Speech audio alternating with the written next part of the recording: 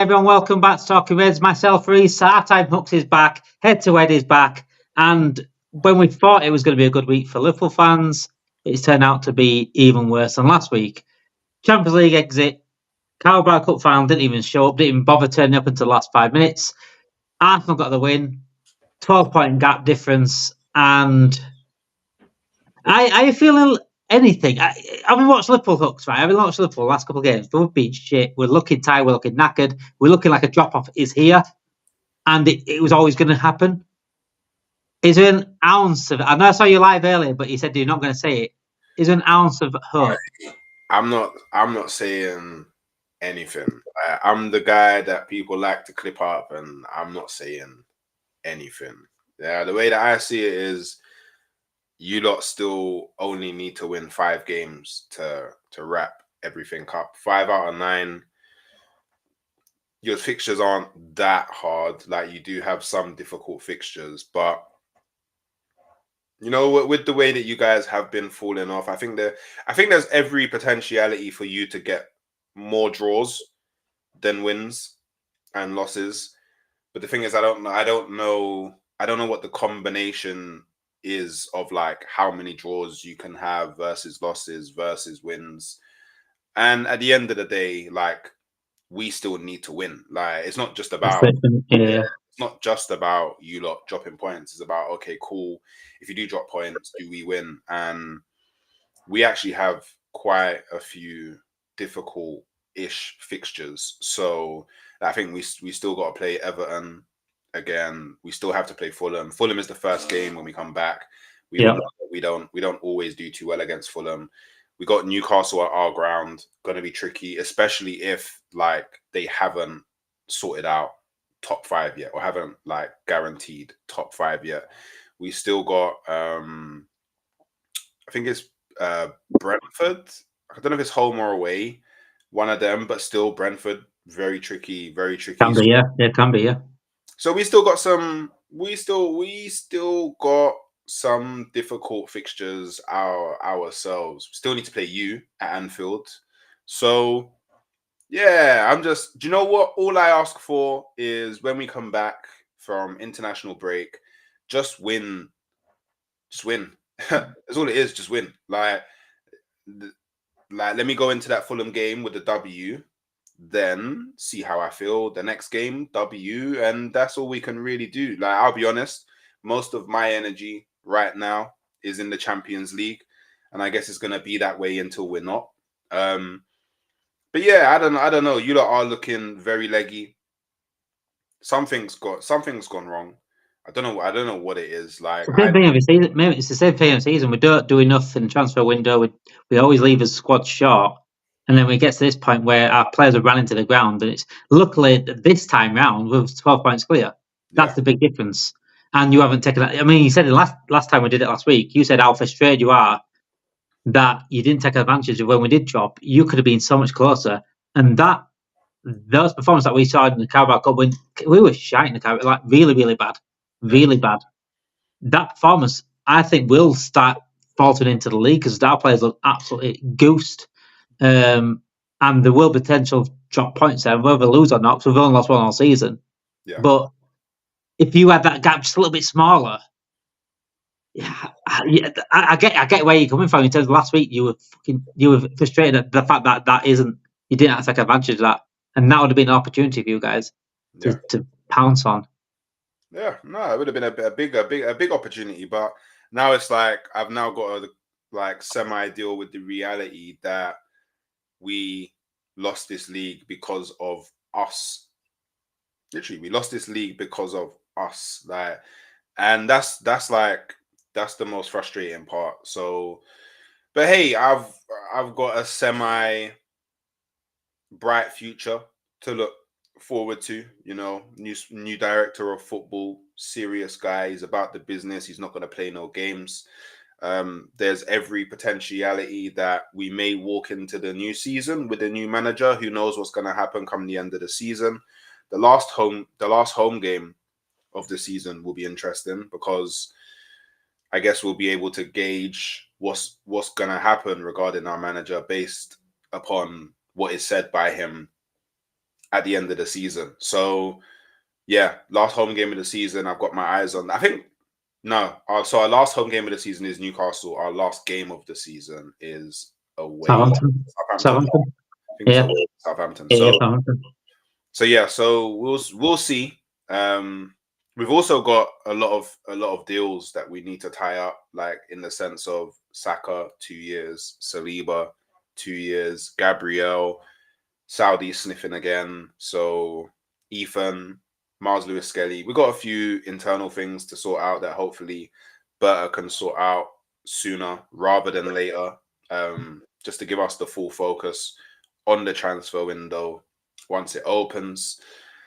But yeah, like I don't know, like it's too difficult for me right now to kind of sit down and figure out where most of the blame goes to.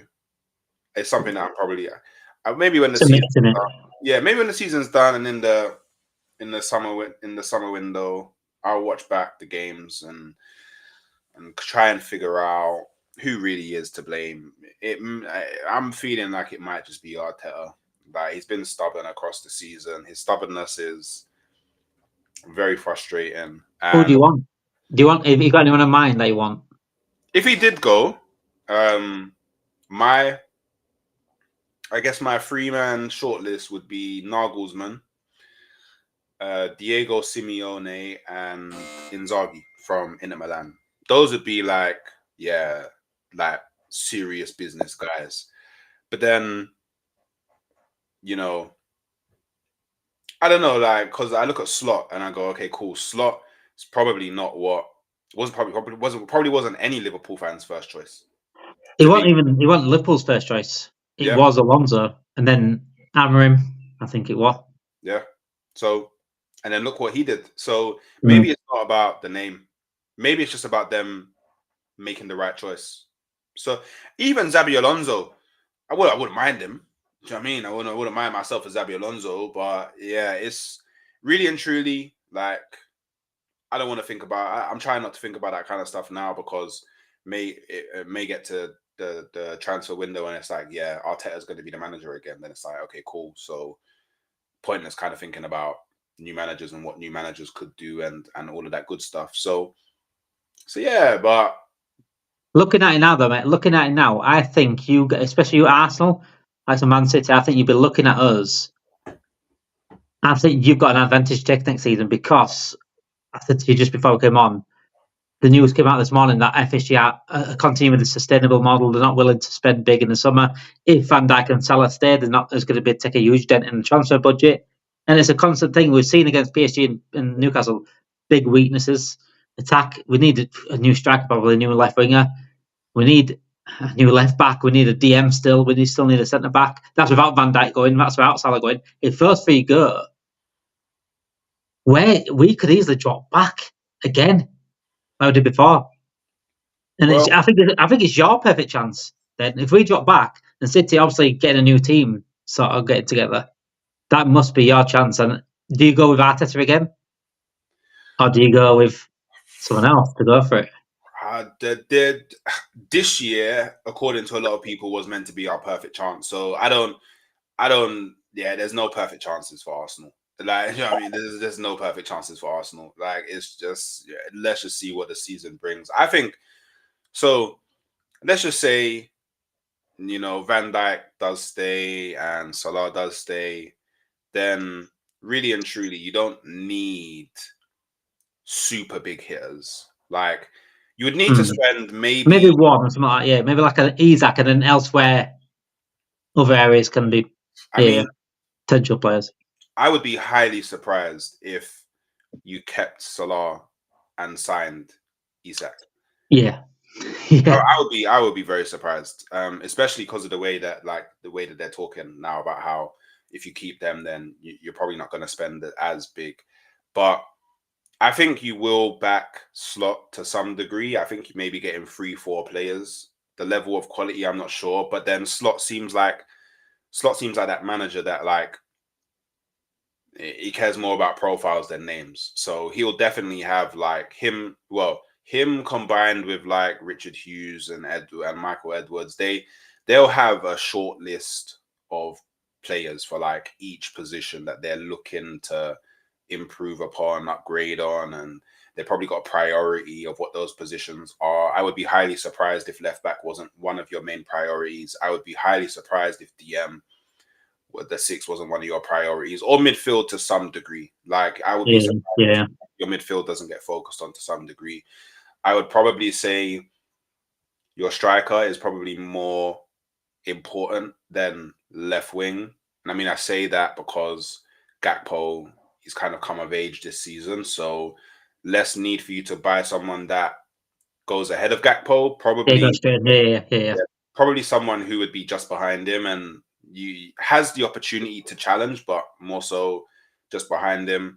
Obviously, Trent going right back is do you know what, Liverpool fans, brace yourself for the fact that you're probably gonna have a window where it's in like the lower half of the pitch opposed to like the upper half of the pitch. But you never know, because if you manage to flog Nunez and flog Jota, which I've seen rumors about potentially both of them, you'll be willing to part way with, then maybe you bring in a striker. But I don't think, even if you sold them and kept Salah, I still don't think you would go for Isak, because if you get rid of Nunez and Jota, you're going to need to replace them with 2 forwards. So you're not going to get Isak and somebody else, like especially the money that you'll have to spend. So it's hard to tell. And then obviously it's like you're probably going to be battling with a lot of other teams for the players that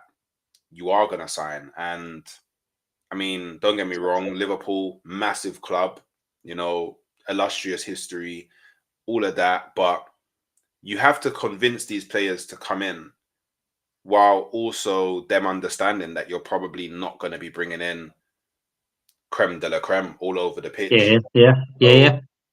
That may prove tricky, because they may see it as, Liverpool lacking a bit of ambition. But you never know. Like, I wouldn't write anything off yet. And also, that is just a rumor. Like, it is just a report. Like, I've seen, trust me, because you lot witnessed something this so far that I've witnessed many seasons as an Arsenal fan, and you got told you have a war chest.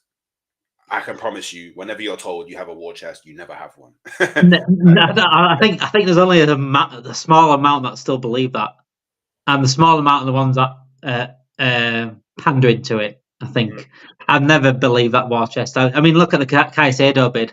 We went in with the Caicedo bid last minute, and we've not seen the money since. We're talking about wages, about Van Dijk, Salah's wages coming a big dent out of the transfer budget. But where's the wages gone from Henderson, Fabinho, Thiago, Bobby, Milner? The ones, where's all that wages gone? We served millions on them. And it came out like a few months ago that the finances, the wage bill apparently went up. We didn't get Champions League football, so we didn't get the bonuses out. We lost a lot of players on the wages. So there's been a big question mark on where those wages going. Yeah. And that's, for me, I think that needs answering. I think that the Caicedo bid, I think there needs to be some sort of like mystery thing. You know, them podcasts, you get mystery podcasts. Yeah. That Caicedo bid needs to be on one of them, because I have not a clue where that money is, where that money came from. I did it back then. I thought it was a conspiracy theory. I still believe that day that was a PR stunt, where it's like, we're willing to back Klopp, but because, like you said, I said it last week now, because Chelsea had already done the hard work, we knew that they'd already signed for Chelsea. It's like, but really, we're never willing to back Klopp. I mean, Klopp that morning when he thought he was getting Caicedo, he was like a little kid in a sweet shop. He was hopping into the press conference. He thought he was getting Caicedo. Yeah. He was buzzing, but end up now we're coming to this transfer window, still needing a few additions, and we're still talking about sell to buy. Still, I mean, I don't want to go back in time, but if we didn't sell Coutinho for that amount of money, Barcelona weren't stupid with that sort of money, but Coutinho, we would have won fuck all. And I'm being deadly serious with that. There's no way FSG would have got the money to go get Van Dijk or Alisson without Coutinho money. Yeah. So thank Barcelona for that. And this business model that they seem to be praising a lot, it would have never ever worked at any point and it has worked at some points. Like we sold Coutinho. If we've got a Coutinho sell, it does work the business model because we can go on and buy a Van Dijk, buy a Alisson, a big hitter like that to turn us to top four into title contenders. This season, I think we just took advantage of you guys dropping off, Man City dropping off. Slot's got it spot on. They got the managerial signing spot on again, but still left it short. Give him Chiesa, and that was it. Yeah. But we haven't got a Coutinho to sell now, and in previous years, we went from Premier League champions to a few seasons later in the Europa League. That is under this model. Yeah. Because of the lack of backing. And I think Arsenal are slightly similar to that. I think you've done a little bit more in terms of you've not had to sell a Coutinho to do your business, but I think you've been a bit more in recent windows. You've been a bit more. Do we do that? You know what I'm saying? Yeah. And it's sort of punished you on the pitch this season. Do you think your new director can get that out of the ownership? So the assumption that I'm making, and it is an assumption at this point, is that, and I mean all the reports back it up so far, is that there's no way that someone of the level, acumen, CV, and history of Berta is coming into Arsenal without being given assurances around what Arsenal will be able to spend in this summer transfer window.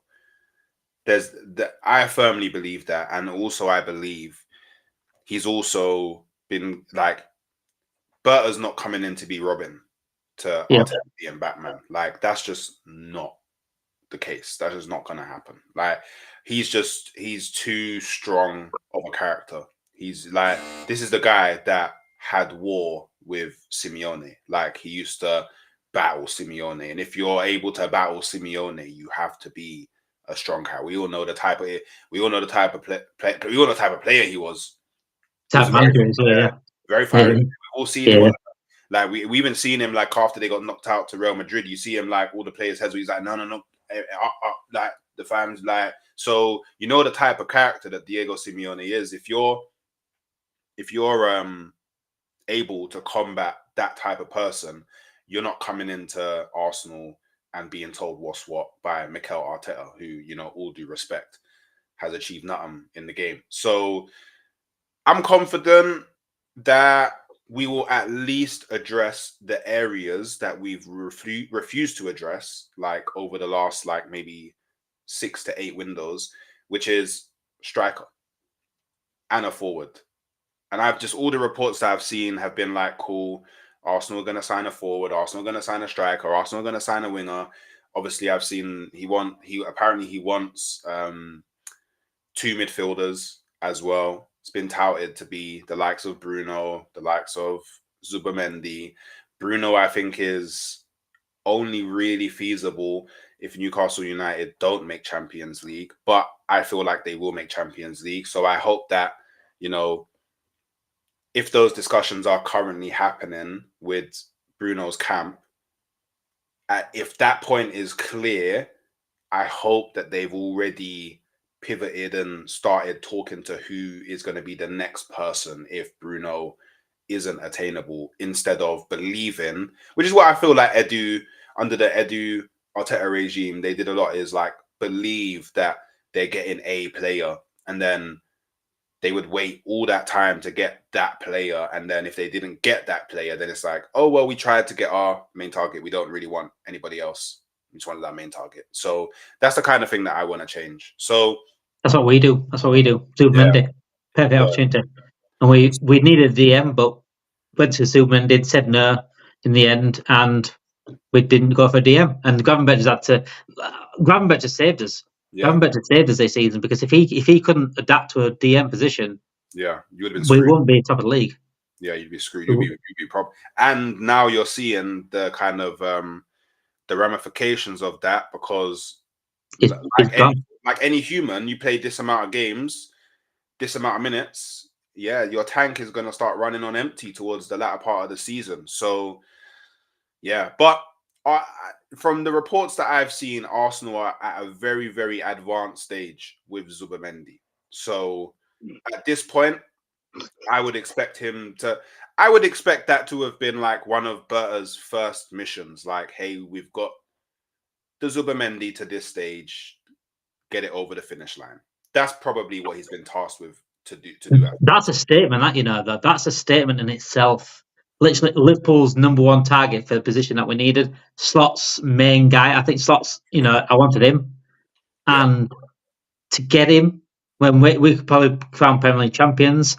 For you to get our number one target, that's a statement in itself. Yeah. To get a rival number one target. And also Man City wanted him as well. Yeah, they did. Yeah, because he's like the natural heir to Rodri. Yeah, he is. Yeah. So hey, I don't know. Like, I don't know if it will happen. I don't know if it won't happen. I would like him to come in. I think he's a very good player. That's a balanced midfield, that though. Rice, Zubimendi, Odegaard's a balanced midfield. But then it's like it's not different. Do you know what I mean? Like the last 2 seasons we've seen Rice, Partey, Odegaard. Like Zubimendi, I don't know if Zubimendi is better than Partey. I don't know if that's on the ball he is. Yeah, as a whole player they'll get him around the pitch as well. I don't know. Like, I don't know if he's a better midfielder. Has all the potential to become better than Partey, but I don't know if he is right now. So it's like him coming in. How do we play different? And I kind of feel like our midfield needs to play a bit different. Do you think it's Odegaard then? Because the only way you play different is if you change Odegaard to an actual centre midfielder rather than a cam. Does that make sense? Yeah.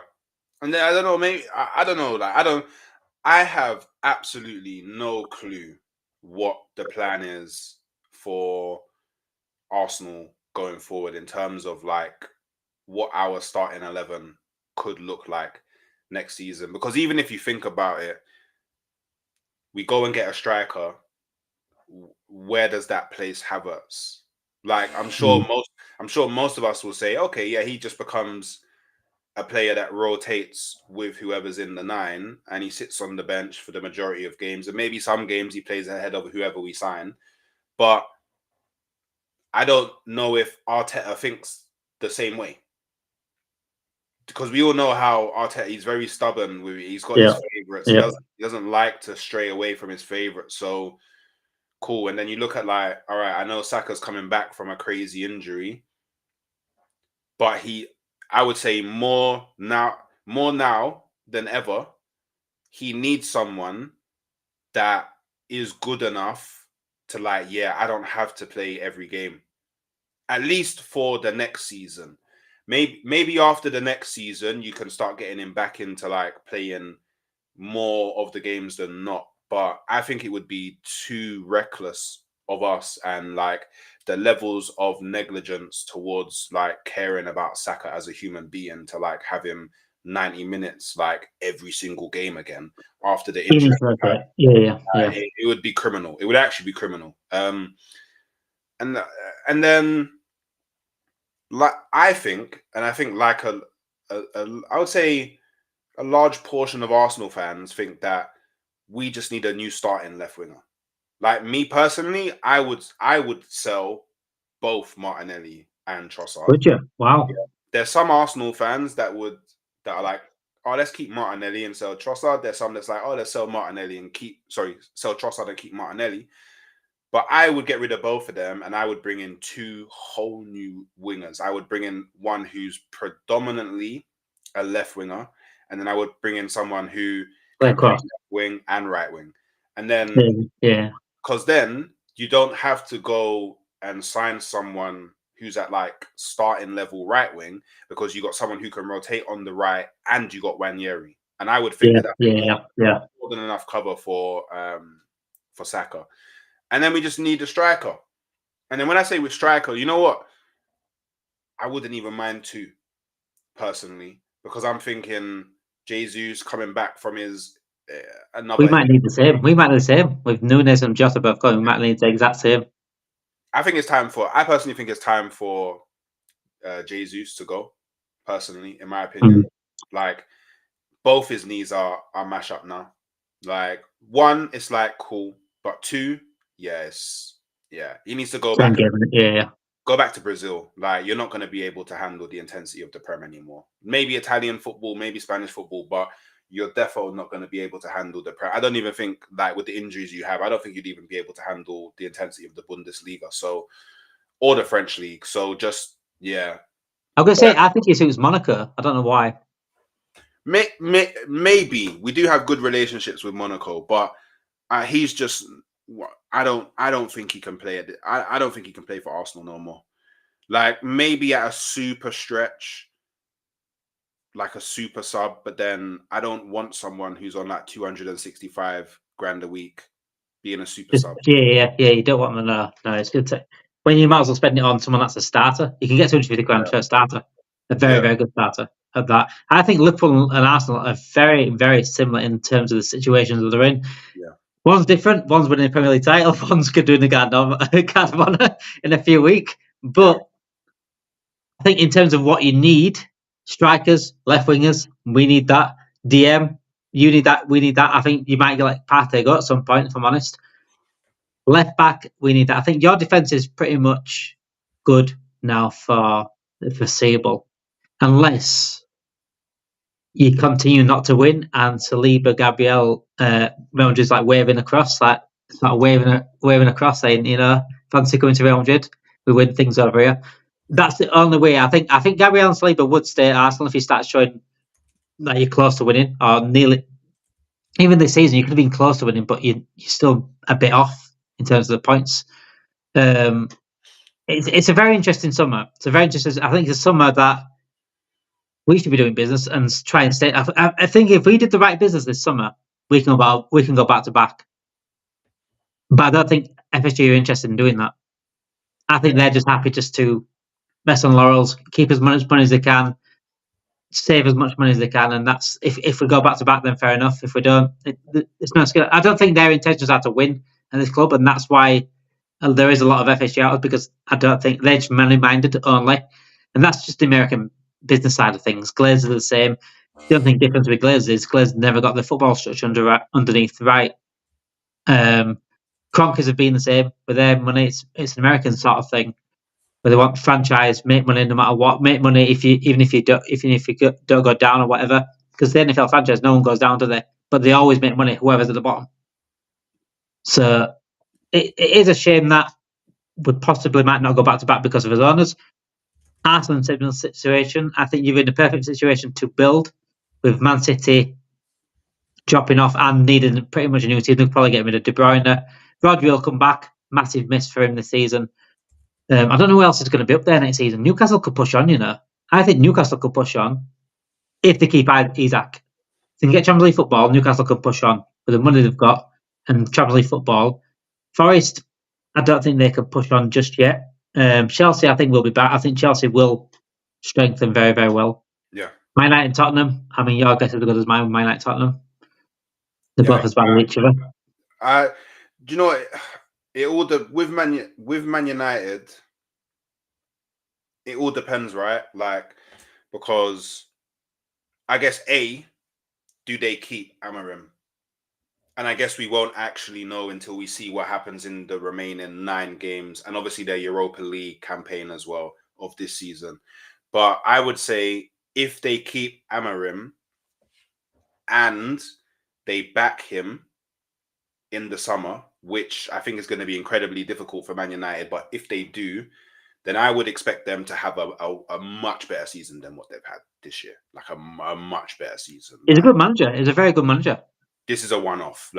However, if they keep him but don't back him, I would expect somewhere between 8th to 11th, personally.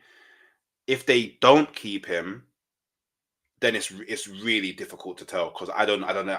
If they don't keep him, I don't even know who they would bring in. I don't know where they're going to go, though. I don't know why they would get rid of him. How funny would it be if Tottenham got rid of Ange Postecoglou and then Manchester United signed him as their new manager? That would actually be amazing. That would actually be so funny. That would actually be hilarious. I don't know. I can't see Man United getting rid of Amorim, but I don't know what Tottenham are doing with Postecoglou. You must be pissing yourself laughing with Tottenham. I think it's hilarious watching Man United, but it's even funny watching Tottenham because I don't know where they're going with this. I just hope that they just keep Ange for life. That's all I hope for, that they keep him for life. Like I've said to a lot of Tottenham fans that I know that, like, look, from my perspective as an Arsenal fan, I want the worst for your club. So please keep him forever. We But were the same with Ten Hag. We were the same with Ten Hag. But if I remove if I remove the tribalism and I just think about it from a perspective as like a neutral football fan, like, if Tottenham want the best for Tottenham, they've got to get rid of this guy, man. Like, he's not at the level for the Premier League. Like, he's really not. Like, I don't know, maybe he would do better at a team that doesn't have the expectation or the pressure. Yeah. They But can play exciting football. I think if you had one on the relegation side, I think he'd play good football to keep them up. yeah. Good enough football to keep them up, but it'd never go that extent. I mean, I think his level's probably Brighton at best. Yeah. Because Brighton do play good football, but they're never expected to get any better. Yeah. But they always overachieve at Brighton. But Brighton's got a good manager, so I think Yeah, Brighton probably are set for a while. Yeah, Brighton are set for. Actually, I wouldn't be surprised if. Do you know what? I wouldn't be surprised if Tottenham, if they do get rid of Ange, he's one of the managers that they look at. I wouldn't be surprised to be completely honest, because he's impressed with Brighton this season. I'll be honest, he's impressed with Brighton. And the thing is, like, being at Brighton, like, it's kind of annoying because you're at a club where their model's kind of like, we find gems from across the world, we make them into like superstarish, and then we just command big money for them, and then we can start again. So yeah, it'll be interesting to see. This is one thing that's going to be interesting about the summer as well, is like all of the different like manager changes. There could potentially be a lot. So, because I personally wouldn't even say that Enzo Maresca is safe in his role. No, not Chelsea. No one's safe at Chelsea. Apparently, he's not safe at Chelsea. Well, what we could see then in summer is Arteta sacked and Ange joining the other North London side. I never. I wouldn't. Do you know what? If that happened, I would be following Barcelona next season, and all my channel will be around Barcelona, and that would be it. And I just You could swap managers. I would actually protest. I would actually protest. I would actually protest outside the stadium every single day until he's sacked. That would be scenes. That would be scenes. We still might get scenes this year, though, Hooks, because we still might meet Emery in the Champions League semi-final. Yeah. I hope you. If I want you to beat Real Madrid, right? And I want this Emery Arsenal semi-final to happen. I need to watch your watch-alongs for that. I definitely need to see that. And Emery knocking you out would just be peak Arsenal. It would be peak Arsenal. It really would.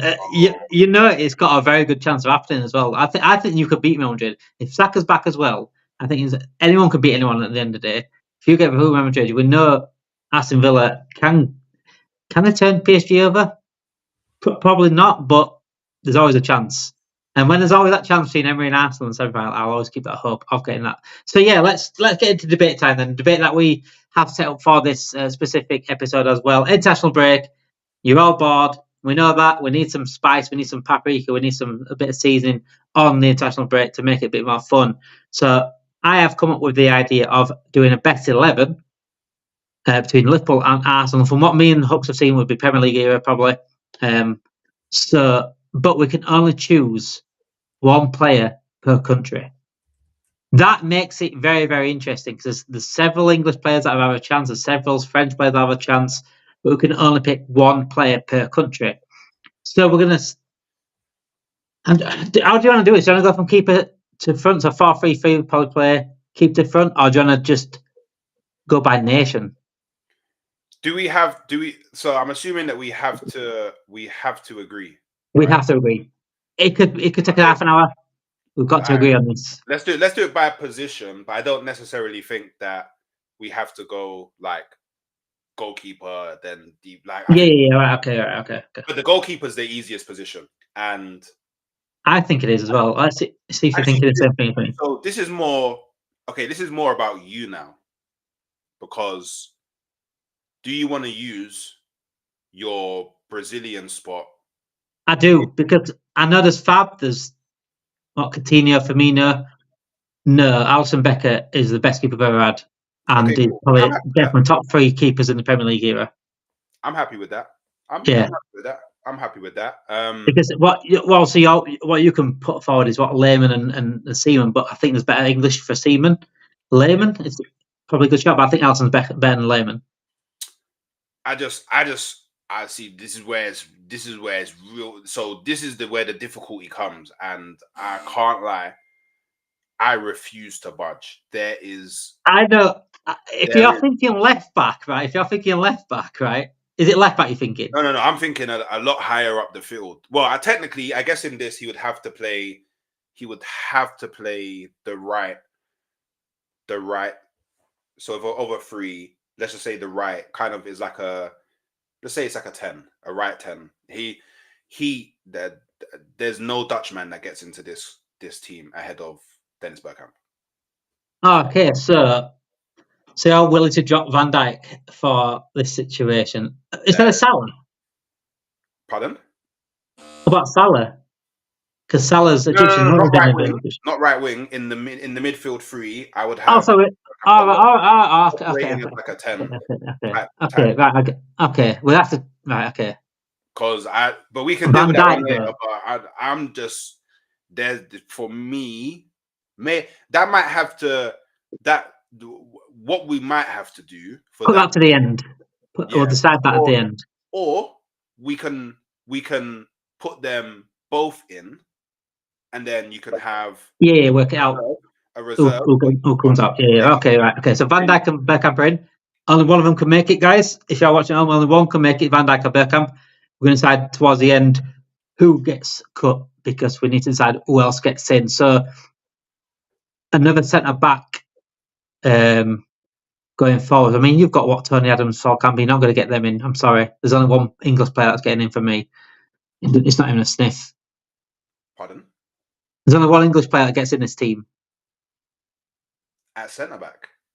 No, in terms of the whole team. So Sol Campbell and Tony Adams don't have a shout for me because of the English player that I'm thinking of.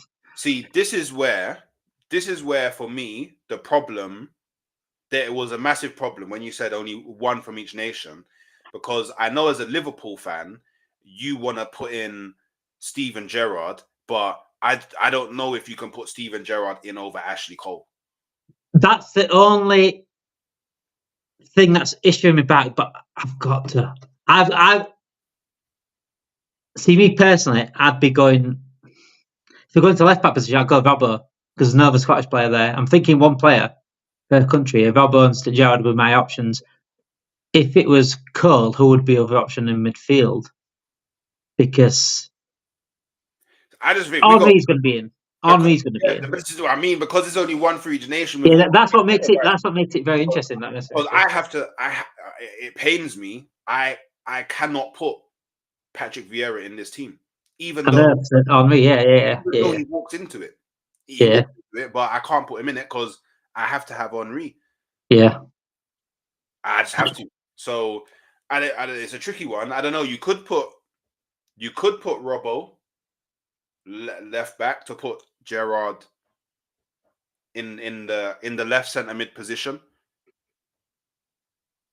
or maybe the middle. See, I don't know, because the way that I'm thinking about it is if you put Gerrard in. See, for me, because it's that Dennis Bergkamp's playing that type of 10 type role, and then. Do you know what I would say? Do you know? I'd maybe even say a 4-2-3-1, even, and then you have Bergkamp in that 10, and then I would do a double pivot of Fabregas and Gerrard, because I can't have Vieira. So the only that's I like the Fabregas shout though. I do like the Fabregas shout. The only other options I can think of there is Xabi Alonso, Mascherano. None of them get over Fabregas for me. I think Xabi Alonso from Real Madrid could do. No, I think it'd be close, very close. But I would accept Fabregas. But that Gerrard's got a lot of defending to do with that team. Bergkamp and Fabregas. Well, yeah. I don't think we need to defend, but yeah, Gerrard, Fabregas. Who else could go in there? I'm a big fan of Cazorla. Big fan of Cazorla. Yeah, so am I, but he's not Fabregas. The Spanish player. Yeah. For me, like, and I mean, and if we're talking about if we're being fair, we're talking about Prem. Then Fabregas, he done a lot more than Alonso Mash. Yeah, definitely. Because let's remember, he also played for Chelsea. As much as he paid me, he also played for Chelsea. And what he won. Was it? Did he won the league with Chelsea? Was it the league? Was it the league or was it Champions? He won something. I think he won league. Was it under Conte? That. Yeah. And he played a deeper role. Yeah. So I would say Fabregas personally. So yes, the Fabregas, Gerrard. We're not even good. I mean, right back. Who have we got right back to go in there? Lauren. Oh wait, wait. You got someone else? Wait. I can't put anyone forward bar Trent, but Trent, also Gerrard is in there. The best right back we've had bar Trent is Steve Finnan in my time. Lauren can go. Lauren. Lauren's the only one I can.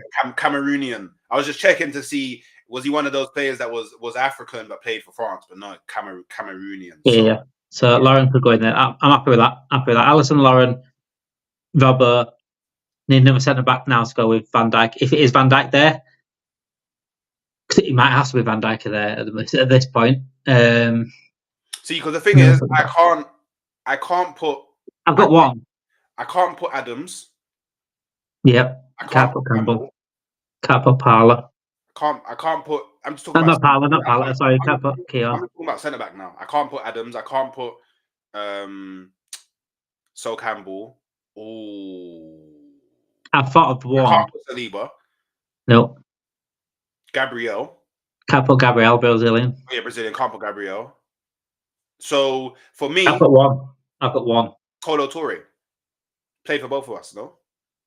That's a job, but I think mine's better than Colo Touré. And that's Sami Hyypiä. Sami Hyypiä is better than being our best centre back bar Van Dijk in my time. I don't know if he's better than Colo Touré though. I think he is. And then again, am I basing this on Liverpool? Because Colo Touré at Liverpool was not. He wasn't better than what we've had.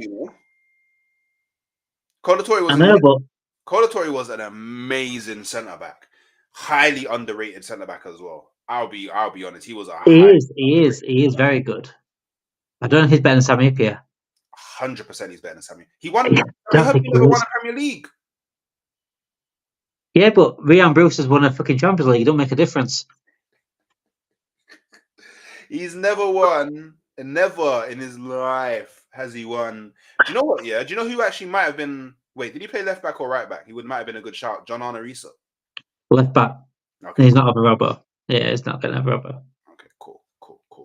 Well, yeah. Hey, I think Colo should go there because there's no realm where the best XI between Liverpool and Arsenal, there's 4 Liverpool players in the goalkeeper and defensive line.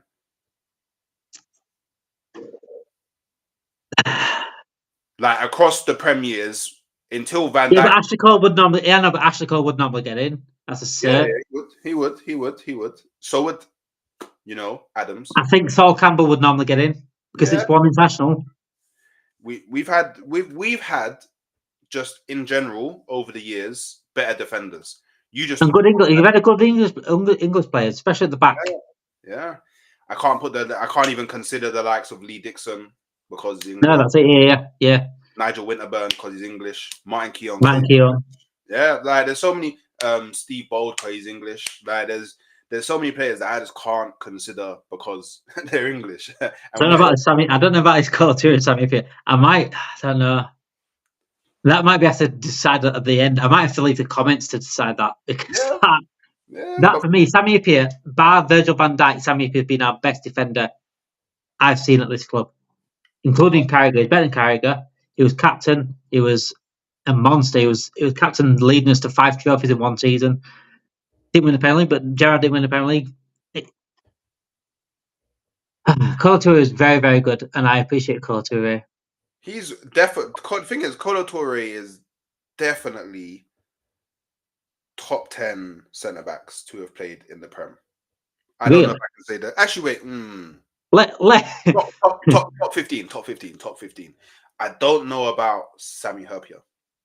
I don't know about Sammy Herpia. I don't know. I'm not too sure. Well, But let's come back to that then. So we've got Fabregas, Gerrard in midfield, Bergkamp potentially at 10. So if Bergkamp, I'm sorry, for me, there's no world where Bergkamp's not in this team. For me, Bergkamp Can't not have Van Dijk in there either. Bergkamp he's just behind Henry, like Bergkamp and Henry. So we got the left. Obviously, right, Mo Salah. I cannot lose Van Dijk on this. And just the only way I can work it out is having Colo Touré and Sammy Herpia next to each other. That with what we have left, that might have to be the case. Just to get that Dutch player in, just to get Bergkamp in as a Dutch player. I will battle any. You could put me on a panel with 100 Liverpool fans. There is no way in a XI between us both that the Dutch player is not Dennis Bergkamp. But I can't think of another centre back that can go there. That's the worry, I think, with that. I would happily bar Van Dijk, Colo Touré, who else would go in that 10? Who else could go in that 10? No one. That's what I'm thinking as well. There's not really many players out there. Coutinho can't have. Gerrard's obviously further back. Who else we got at 10? Alexis Sanchez? No, because Sanchez, I'm looking at left wing. Because I can't put Pires. I can't put Overmars. It's a very, very. That's another one that's debatable between mine and yours there on left wing. Wait, who was? Oh, Mane. And I see the argument of Viva. What would you say? Sadio Mane. Mane, yeah, I thought so. Mane, I thought so. I think I could see either though, in their primes. I think in all, I don't know. Like for me, obviously, I would love to put Sanchez. Oh, do you know what I could even put? But then again, I'm thinking actually. Could I put Salah's going on the right. We could. I could put Henry up top and Aubameyang on the left. No chance.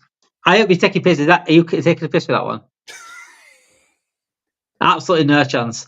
I was actually thinking something serious there. We're Henry on the left and Suarez up front. There is no striker in the world that moves Henry out of position. Suarez is the best player in our generation, bar Messi and Ronaldo. In our generation? In the last 20, 25 years, Suarez behind Ronaldo and Messi, the best player. You think Suarez is better than Henry? As a whole player? As a whole player? Oh my! As a whole player, including his Liverpool and Barcelona days. What? No way! You don't believe that. No, you're the one having a laugh now. Yeah, you don't believe that. I'm not even joking. No, you don't believe that one. Did Henry get moved to out wide at Barcelona because they had better strikers? Who was actually playing? Who was? Was it Villa? Was it Villa? Barca by then, or was it Etu? It might have. I can't. Was it Etu? It might have been Etu. Wait, was it Etu? I need to look this up. Was it Etu, Henry, and Messi? Let's have a look at Henry. Barcelona lineup. Let's have a look. It was Sam Etu. Yeah, so they had Busquets, Xavi, yeah, Etu up front. So, and I think Suarez is better than Etu. So if Etu's moving Henry out wide, then sure Suarez is. He's not better than Etu. By the way, Suarez is not better than Samuel Etu. I'm sorry. Suarez as a player. No way on this earth. Like Suarez is, for one, we don't even need to worry about Etu. Suarez is not better than Henry. We don't need to worry about it. We don't even need to. Like Etu's not even better than Henry. Like, but we need to understand when Henry went to Barcelona, he was like 30, 32, 31. And he was bought by Pep specifically for the left wing because that's where they had the vacancy and Henry can play on the left. But Suarez is not a better baller than Henry at all. Seriously. Suarez. Do you not remember all the things that Henry, I'm one of the biggest advocates of Henry. But Suarez, he is, from what I've seen in the last 25 years, he's been the best player I've seen outside of Ronaldo and Messi. Miles off Ronaldo and Messi, a different planet. I actually saw officially that there was some official ranking where Henry was actually put behind Ronaldo and Messi. He was actually. Let's have a look at. And see what people have put out here. So, best players of all time. I know this is just opinions, probably people putting up. Because also, this is our opinion as well on the situation. No, it's not opinion. This is fact. Like, the Suarez is not better than Henry. Like, that's depends who you ask. It depends who you ask. No. You can ask Suarez who's better, and he will say Henry. You can ask Henry who's better, and Henry will say Henry. It says Suarez. Nah, no way. No way, shape. There's no way on this planet Earth. I'm intrigued to what other people think on this. Very intrigued. And Henry was sensational. Still the best Premier League player of all time. But here we go. Ranked 25 players in the 21st century. Oh, Henry is there third, according to this one. Yes, that's ESPN. That's ESPN. I don't trust ESPN as far as I can throw them. I told you. It's just there is no way we're moving Henry out of this 9 position. He's the striker. So it would be very interesting to see what other people think, though. You can put Suarez left wing if you want. Do you put Suarez left wing? He don't play left wing. You don't put Suarez left wing? Okay. Don't play left wing at all. Okay. But yeah, I'm happy with Henry being in there anyway. So not too bothered. I'll happily put Mane out left wing, if I'm honest. Seeing other people's. I would want. Do you know what? I don't mind. Like I don't really feel like fighting the case for Sanchez. Like I guess you could say that. I don't even know. Now we need to decide if we play. I think Sanchez is the better player, though. Like as a footballer, I think he's the better player. But you can argue that Mane has. It's close, isn't it? It's close. The better time in the Premier League. You can argue that Mane had that in it. So we'll give it to him. Obviously, he won African Footballer of the Year as well. I'm pretty sure he won the AFCON. So I don't mind there being. I don't mind. Yeah, you can. And what where did he come in Ballon d'Or now? Mane, is it third or something? I'm not sure. I can't. It's quite high up. High up. So front three: Mane, Henry, Salah. Yeah, that's a frightening front three, by the way. And then Bergkamp just behind them. Gerard Fabregas. Left back Robbo. I don't know about the. Tammy Kolo Touré. Yeah, Herpio Kolo Touré. Right back. Lauren. Alisson Becker in net. Alisson Becker in goal. I'm not convinced on that defence. Need a Van Dijk, you know. I mean, I guess, and see, but this is so. See, so. I'm trying to think who would play with Bergkamp now. You're not budging on Bergkamp, but then even if so I guess if because you can put it to just put Suarez up front instead of Bergkamp. You can put it to the comments. You can put it to the comments, but if they would rather Van Dijk in the team than Bergkamp, and if they do, then that becomes their team, not my team. Just throwing it out there. Then you could take out Bergkamp and just put Suarez where you had Bergkamp. Yeah, that's what I'm thinking.